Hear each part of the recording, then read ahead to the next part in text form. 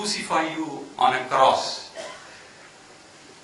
you should be ready to accept the result as it is. Focus on purpose and not on outcome.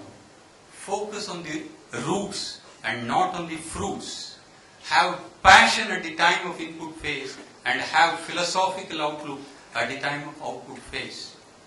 As usual, Arjun wanted a confirmation from the Western view. Krishna did not leave him on that count also. He quoted Shakespeare as a parting shot. This is what is the quote of Shakespeare. 3 sentences for achieving success. 1. Know more than others. 2. Work more than others. 3. Expect less than others. The vibrations of the voice was ringing in the ears of Arjun long after his dad vanished the scene.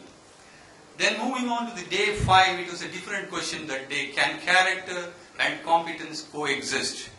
In Mahabharata, Guru Dronacharya taught the skills of archery to Arjuna, to Kauravas and Pandavas. But he taught the secrets of the Brahmastra. In today's equivalent, modern equivalent, we can call it as intercontinental ballistic missile. He taught the Brahmastra only to Arjuna and not even to his son Ashwatthama, who was his own son who had the equal competence. He was queried, why did he do that? For that, Dronacharya said, Arjuna knows not only how to use, but also when and why to use. So he has both the character and competence, therefore I prefer to teach Arjuna only, he said.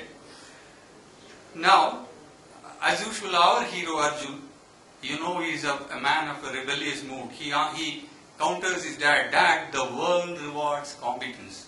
It does not recognize the character, he said. Then the Krishna went on to lay down the foundation of character-driven competence, which was the trigger of the book. He asked, Dad, so many unsung heroes come and go from this world. They work diligently, all the entire life they work, but they do not get noticed by the world. To create a distinctive dent, you have to show off your competence, Dad. No one applauds the character, Dad, he said. The voice of Krishna turned serious. He gave 2 real life stories which will shake anyone, anytime, anywhere. Here is the story for you. On December 3, 1984, a disaster struck at Bhopal, and the leakage of the poisonous gas killed many people. And the people at the power block immediately fled the scene. No one at the power block was available. But not Duru, the station master of the Bhopal railway station.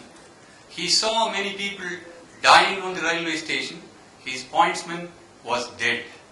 Now he had to send messages to the stations, to the other railway stations. He had to stop the trains coming into the railway station, or he should tell them to take a different route, or at least they should close the windows when they stop at the railway station. He did the pointsman's job throughout the night. He sent message after message, saving thousands of people that day. The next day, the room was opened, and Duru was found dead, holding the signal instrument on his hand. Whose competence is nobler, Arjun? Is it Duru's or the power block? The dad asked. People may know the power block, but may not know Duru. But he is an inspiration for character-driven competence, he said. The voice further added, I do not care for the historical figures, but I do care for these unsung heroes who show extraordinary commitments and deliver competence, unmindful of their lives and risks. Now, yet another instance for you. Taj, Bombay, 26/11/2008. The apprentices saved many guests from the terrorists. Their eyes were not on the rewards. In fact, they were not even the confirmed employees of the hotel. Ratan Tata went on record with tears on his eyes in the public forum that I don't know what can I do for you, he said. And these people did it only for the purpose, it was an embodiment of hospitality. They have to protect their guests. So it is a profession they have taken. They didn't work with an eye on the reward, or they did not worry about the lives. Krish's voice was choked with emotions. Thereafter, the day went on with serious discussions on coexistence of character and competence on many instances. Finally, the day ended with a statement: character without competence is an empty paradise. Competence without character is a crook's paradise. Competence with character alone is real paradise. The day ended on that note. Moving on to the day 6, it was a long day. It was not a one question, it was a 4-question day. Greed or need, selfishness or sacrifice, cutthroatness is equal to smartness, conviction or compromise. As usual, vehement arguments took place between them. Now I will give some of them. Greed or need. The creator's greed and the positive greed is welcome, but not the excessive greed of the executive. That is a potential recipe for disaster, the voice said. Today, the greedy behavior of the corporate executives have strengthened the public conviction that the free markets are the tools to make the richer to grow more richer at the cost of the general public. John F. Kennedy said, if a society cannot help the many who are poor, it cannot save the few who are rich. No wonder today we face Occupy Wall Street movements which faces intensive socialistic noises at the very root of the capitalism. Now turning his attention to the executive remuneration, the voice added, in the 80s Peter Drucker observed that the ratio of the top CEO to the average executive was hovering around 40 times to 1. But today it is hovering around 400 times to 1. It doesn't mean the CEO is 400 times more efficient than the average staff, average executive. Now today the problem, earlier the salary gap was determined by the responsibility gap or the intellectual gap. But today we are determining the salary gap based on the so-called result gap. The result gap driven remuneration has created a new theme: create numbers at any cost. This is the problem today. Moving on to the next question, selfishness or sacrifice. What was the point of burdening a taxpayer or sending the people at the lower levels home when the entire fault was lying with the top brass? The top brass of the US major automobile companies, they flew in their private jets to present their own revival plans. This is not sacrifice, Arjun. The voice was upset. Now look at this story. A CEO of a large bank in UK, who was the architect of the failure of the bank, he retired at a relatively young age of 50 with a whopping pension of 600 pounds per annum, 50,000 pounds per annum as a pension at an early age of 50, while 20,000 other employees have lost their jobs. When he was asked, he said, my pension is contractual, and he refused to pay even £1 back to the company for the revival process. This is not sacrifice, Arjun, the voice added. Today, in the West, deficit financing is the order of the day. The debt to GDP ratios have gone through the winds.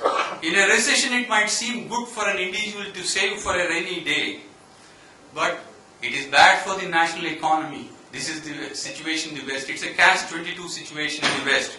The consumers have to carry on as usual, spend more and save later. This is what is the Western philosophy now. Be bad for some more time so that you will eventually turn good one day. Will the future income enable us to pay off the past debt as well as the future debt? Are we entering into a sustainability trap? When something cannot be cured, it has to be endured, thundered the voice. Moving on to the day 8, it was a different day. 2 questions. Do you know who I am or who am I? Both are different statements. This is on ego management. The voice narrates a story from the Alexander the Great. Alexander the Great, after the conquest of most of the countries, he was returning back home. On his way back, he had a terminal illness. He knew that he will not be able to survive further. He is going to die. He knew. He called 3 of his army generals. He told them, I have 3 desires. 1, I want the doctors who treated me to carry my coffin. Number 2, I want the gold and the diamonds owned by me to be thrown in the path towards my graveyard. 3, I want both my hands to be hanging outside the coffin when you carry my coffin towards the graveyard. The generals were confused. Why? The King Alexander answered, number 1, I want the people to know, however a big king he may be, however best the doctors he used, those doctors themselves were not able to save me. I want the people to know, that's why I want the doctors to carry the coffin. 2, I want the people to know that however a big a person you may be, but you will not be able to take back the wealth that you have generated when you were alive. 3, I wanted the people to know that I did not come with anything, and I wanted them to know that I did not go with anything. Therefore, I want both my hands to be hanging outside the coffin, he said.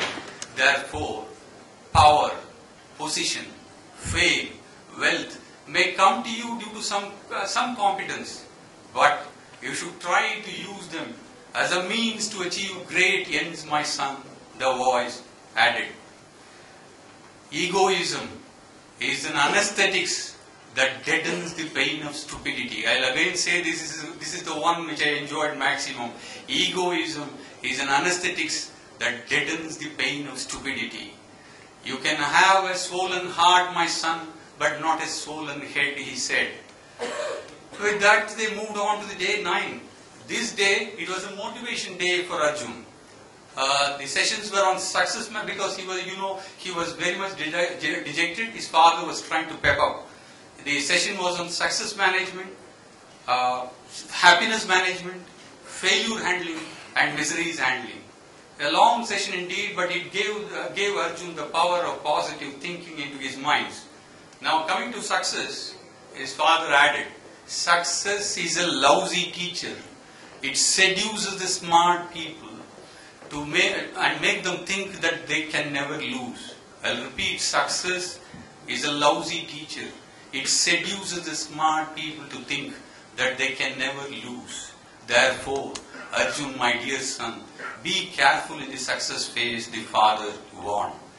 Then he rattles out another nice story. It's a very, very interesting story. A business executive was in deep debt.